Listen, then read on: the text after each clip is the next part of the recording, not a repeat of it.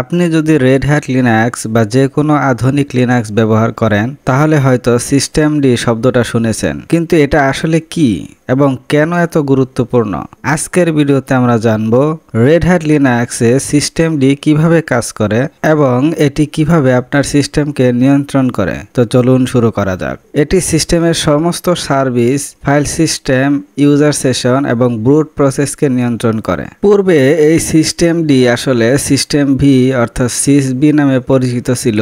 বর্তমানে red hat, Ubuntu, Debian, Fedora, CentOS সবগুলো ডিস্ট্রিবিউশনে সিস্টেমড ব্যবহার করা হয়। সিস্টেমড ব্যবস্থাপনা করার জন্য আমরা ব্যবহার করি সিস্টেমসিটিএল কমান্ড। আপনারা যারা নতুন তাদের জন্য বলি যে সিস্টেমড আসলে আমরা পেয়েছি বুট প্রসেসিং এর এই 1 2 3 4 5 নাম্বার স্টেপে। ঠিক আছে, তো এই ভিডিওটা যদি না দেখে থাকেন তাহলে আমার গত ভিডিওটা দেখবেন। এখানে আমি লিনাক্সের কিভাবে বুট আপ হয় সেই প্রসেসটা বিস্তারিত বর্ণনা করেছি। ঠিক আছে, এখন আমরা এই রেড হ্যাট বা এই সেন্টোস, ফেডোরাতে যদি আমরা এই কমান্ডসটা দেই তাহলে আমরা দেখতে পারবো যে সিস্টেমডিতে কি কি সার্ভিস রানিং আছে সেটা আমরা দেখতে পারবো। তো এখন আমরা এই কমান্ডসটা যদি রেড হ্যাট অথবা সেন্টোস যে কোনো একটাতে আপনারা দিতে পারেন। তা আমি এখন সেন্টোসে দেওয়ার অসুবিধা নেই, দুইটা অপারেটিং সিস্টেমের ফিচারগুলো একই, আপনারা যে কোনোটাতে প্র্যাকটিস করতে পারেন। তো এই কমান্ডসটা দিয়ে যে এখানে এলআই, এখানে লাইব্রেরি ফাইলগুলো থাকে হলো লাইব্রেরি ডিরেক্টরিতে, আর এখানে সিস্টেমড, এখানে সিস্টেম এবং এখানে স্টার দিয়ে বোঝাচ্ছে যে অল সার্ভিস। এখন এন্টার দেই। এখানে দেখেন যে এই অপারেটিং সিস্টেমে আমার এতগুলো সার্ভিস রানিং আছে বা সার্ভিস আছে, এগুলো কিছু রানিং আছে, কিছু ডিজেবল আছে। এখানে কতগুলো সার্ভিস আছে এটা জানতে পারবেন। এখানে দেখেন 269টি সার্ভিস আছে। ঠিক আছে, এতগুলো সার্ভিস তো আপনাদের জানার প্রয়োজন নেই, আপনারা এই কমন সার্ভিসগুলো জানলেই হবে। কমন সার্ভিসের মধ্যে যেরকম নেটওয়ার্ক সার্ভিসের জন্য network manager dot service, SSH সার্ভিসের জন্য এসএসএইচডি ডট সার্ভিস, অ্যাপাচি সার্ভার যেটা এনএফএস সার্ভার সার্ভিস, এনএফএস সার্ভিসের জন্য ফায়ারওয়েল, এখানে মেইল সার্ভারের জন্য হচ্ছে পোস্টফিক্স সার্ভিস, সাম্বা, নেটবায়ো সার্ভিস, এফটিপি। তো এই সার্ভিস সম্বন্ধে ধারণা থাকলে হবে। তো এখন আমরা দেখব যে সার্ভিসগুলো কিভাবে স্টপ করা যায় বা কিভাবে রিস্টার্ট করা যায়। ঠিক আছে, বা ডিজেবল বা এনেবল করা যায়। ঠিক আছে, এখন এখানে যে সার্ভিসগুলো দেওয়া আছে এই সার্ভিসগুলো রানিং আছে না ডিজেবল আছে এটা আমরা দেখব। এখান থেকে যে কোনো একটা সার্ভিস আমি নেই, ধরেন যে এই সার্ভিসটা আমি কপি করে এখানে আমি দেখব যে সার্ভিসটা আমার রানিং আছে না ডিজেবল আছে। সিস্টেম সিটিএল, এখানে স্ট্যাটাস হাইফেন, এখন এই সার্ভিসের নাম লিখে দিব। এখন এন্টার দিব। এন্টার দেওয়ার পরে দেখলাম যে এই সার্ভিসটা এখানে ইনঅ্যাক্টিভ আছে। ঠিক আছে, অর্থাৎ ডেট, আর এটা হচ্ছে সার্ভিসটা এই ফাইলে আছে। এখন এই সার্ভিসটা যদি আমরা অ্যাক্টিভ করতে চাই তাহলে কি করব, সিস্টেম সিটিএল, এখানে এনেবল, এখন এই সার্ভিসের নাম লিখে দিব। সার্ভিসের নাম এটা লিখে এন্টার দিব। ঠিক আছে, এখন যদি আমি আবার এই আগের স্ট্যাটাসে ফিরে যাই, এখন এন্টার দেই, তাহলে আমরা দেখতে পারবো এখনো কিন্তু অ্যাক্টিভ আছে, এখানে ডেট আছে। তো আমরা অন্য কোনো সার্ভিস আবার দেখি, খেয়াল করি। এখান থেকে আরেকটা সার্ভিস দেখি, এই এসএসএইচডি সার্ভিস, এটা দেখি এসএসএইচডি সার্ভিসটা চালু আছে কিনা। এখান থেকে কপি করি, কপি করে একটু স্ক্রিনটা ক্লিয়ার করে দেই, এটা একটু বাড়ায় দেই, বুঝতে সুবিধা হবে। এখান থেকে দেখেন সিস্টেম সিটিএল স্ট্যাটাস, এখন সার্ভিসের নাম লিখে দিব, এখন এন্টার দিব। এখানে দেখেন খেয়াল করে যে এটা এই সার্ভিসটা অ্যাক্টিভ আছে। ঠিক আছে, আর এখন যদি আমরা এই সার্ভিসটা ডিজেবল করতে চাই তাহলে সিস্টেম সিটিএল ডিজেবল, এখন এই সার্ভিসটার নাম লিখে দেব এসএসএইচডি ডট সার্ভিস। ঠিক আছে, এই সার্ভিসটা এখান থেকে রিমুভ হয়ে গেল।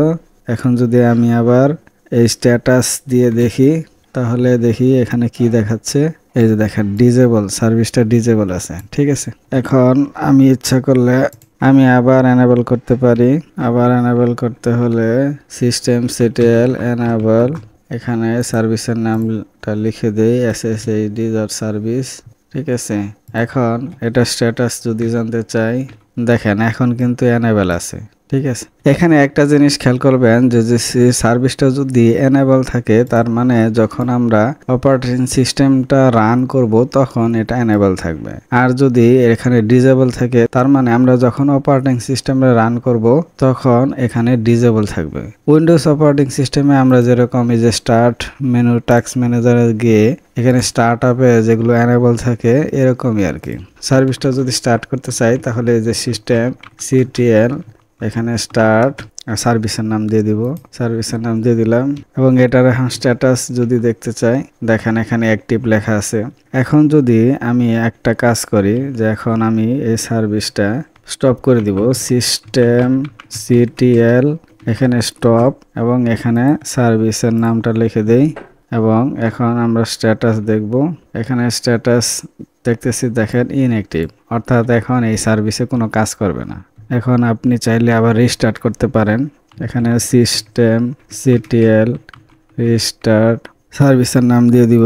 এখন যদি আমরা স্ট্যাটাস দেখি দেখেন এখন আবার অ্যাক্টিভ হয়ে গেছে, অর্থাৎ রানিং হয়ে গেছে। তার মানে এখানে একটা ছোট্ট পার্থক্য আমরা দেখলাম যে এনেবল থাকা বা ডিজেবল থাকা হচ্ছে এই সার্ভিসটা স্টার্ট আপের সময় এনেবল বা ডিজেবল থাকবে, আর অ্যাক্টিভ আর ইনঅ্যাক্টিভ হচ্ছে যে সার্ভিসটা আমার এখন চালু আছে নাকি বন্ধ আছে। ঠিক আছে, তো আমরা চালু করতে চাইলে স্টার্ট, আর যদি বন্ধ করতে চাই তাহলে স্টপ, আর যদি স্টার্ট আপে এনেবল করতে চাই তাহলে এনেবল, আর যদি ডিজেবল করতে চাই তাহলে ডিজেবল। ঠিক আছে, আমাদের বুট প্রসেসের সর্বশেষ ধাপটা হচ্ছে এখানে দেখেন সর্বশেষ ধাপটা হচ্ছে টার্গেট, অর্থাৎ আমরা এই সিস্টেমটি সার্ভিস ম্যানেজারে সার্ভিস চালু হওয়ার পরে আমরা এখন এই টার্গেটে যাব। টার্গেট আসলে এখানে বোঝাচ্ছে যে আপনার সিস্টেমটা কি গ্রাফিক্যাল ইউজার ইন্টারফেসে রান হবে নাকি সিএলআই অর্থাৎ কমান্ড মোডে রান হবে বা রেস্কিউ মোডে রান হবে নাকি এমার্জেন্সি মোডে রান হবে। ঠিক আছে, পরবর্তীতে আমরা যখন আমরা রুট পাসওয়ার্ড রিসেট করে দেখব তখন আমরা এই রেস্কিউ মোডটা নিয়ে আলোচনা করব। এখন যদি আমরা কমান্ড মোড অ্যাক্টিভ করতে চাই তাহলে এই কমান্ডসটা দিবেন যে system CTL set default multi user dot target. ঠিক আছে, এই কমান্ডসটা দেওয়ার পরে আপনার এই কমান্ডস মোডটা চালু হয়ে যাবে। এখন যদি একটা রিবুট দিই দেখেন রিবুট দেওয়ার পরে আমার কমান্ডস মোডটা চালু হয়ে গেছে। ঠিক আছে, এখন যদি এখানে রুট দেই, রুটের পাসওয়ার্ডটা দিয়ে দিলাম, পাসওয়ার্ডটা দিয়ে দেওয়ার পরে দেখেন আমি রুটে ঢুকে পড়ছি। ঠিক আছে, এখন যদি আমি আবার এই গ্রাফিক্যাল ইউজার ইন্টারফেসের কমান্ডটা দিয়ে দেই উপরেরটা তাহলে কিন্তু এই গ্রাফিক্যাল মোডটা আবার চালু হয়ে যাবে। এখানে গ্রাফিক্যাল মোডটা চালু হয়ে যাবে। এখানে আমি কমান্ডটা লিখে দেই যে system CTL set default graphical dot target. এখন এন্টার দেই, এন্টার দেওয়ার পরে এখন আবার রিবুট দিব। এখানে রুটের পাসওয়ার্ডটা দিয়ে দেই, দেখেন আমার গ্রাফিক্যাল ইউজার ইন্টারফেস চালু হয়ে গেছে। ঠিক আছে, আজকের মতো এই পর্যন্ত। আগামী ভিডিওতে আমি রুটের পাসওয়ার্ড চেঞ্জ করা দেখাবো। ভিডিওটা ভালো লাগলে অবশ্যই লাইক এবং কমেন্টস করতে ভুলবেন না এবং পরবর্তী ভিডিও দেখার জন্য চ্যানেলটি সাবস্ক্রাইব করে রাখুন। আসসালামু আলাইকুম।